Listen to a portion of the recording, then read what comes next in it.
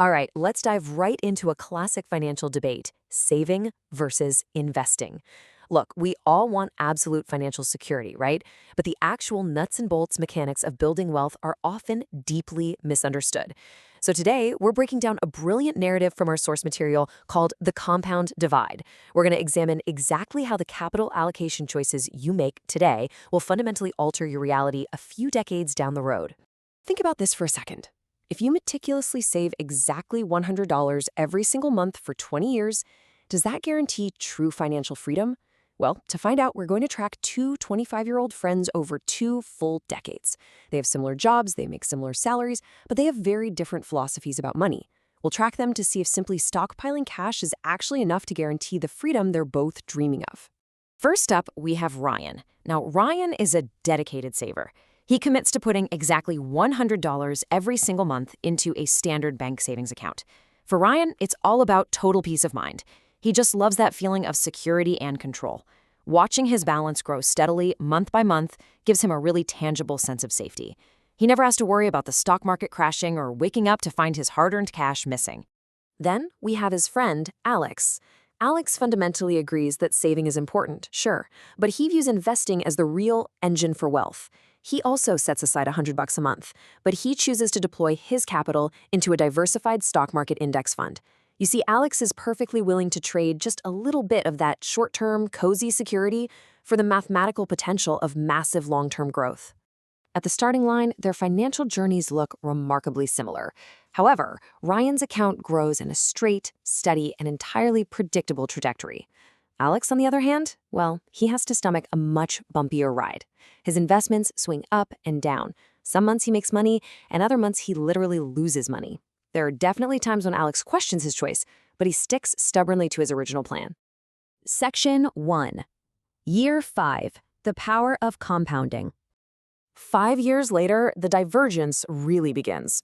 Ryan is incredibly proud of his healthy cash reserve. He feels financially secure, which is exactly what he wanted.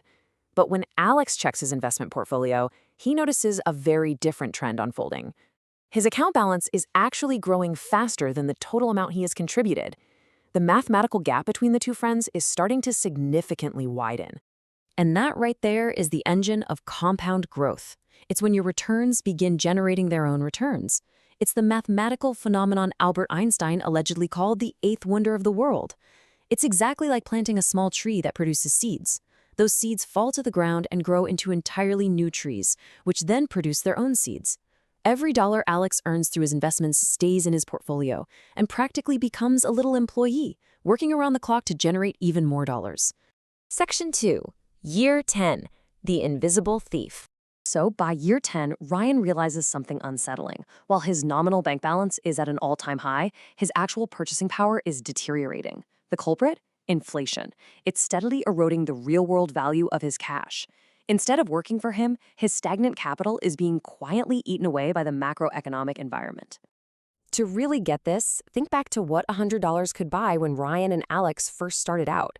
I mean, it easily covered a massive cart full of weekly necessities. But a decade later, that exact same cart costs $150 or even more. So yes, Ryan's money was perfectly insulated from market volatility, but it was completely exposed to inflation. He is essentially safely losing his purchasing power.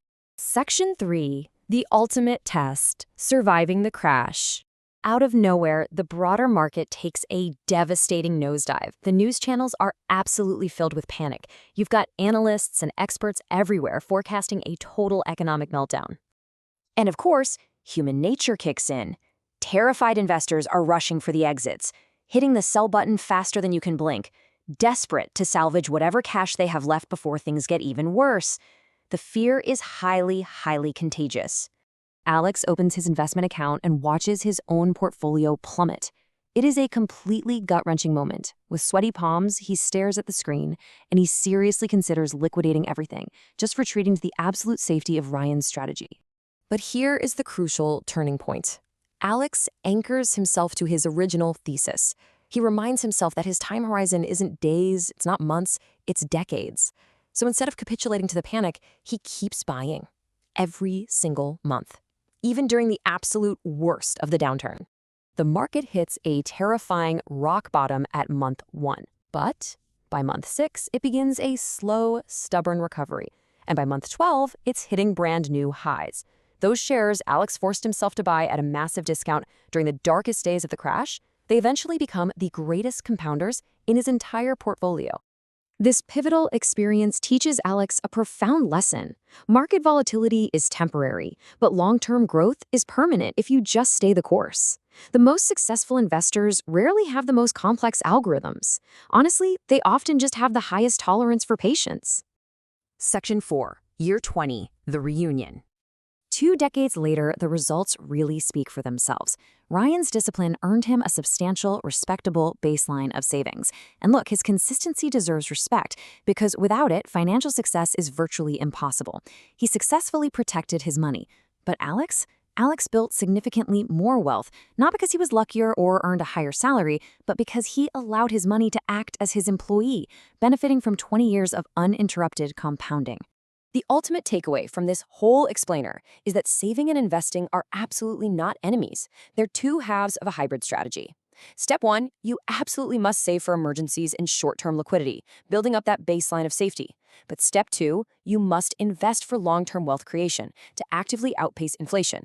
True financial success requires balancing the shield and the engine. By saving to protect your present and investing to build your future, you give yourself the best possible statistical chance at achieving genuine financial freedom. So as we wrap up this tale, I want to leave you with this. Which path are you currently on? Are you purely a Ryan, safely losing to inflation? Are you an Alex, maybe risking a bit too much without a safety net? Or are you building a true hybrid approach? What will you change today to balance your security with your growth? Thanks for joining me on this explainer, and I hope this gives you the clarity you need to start making your money truly work for you.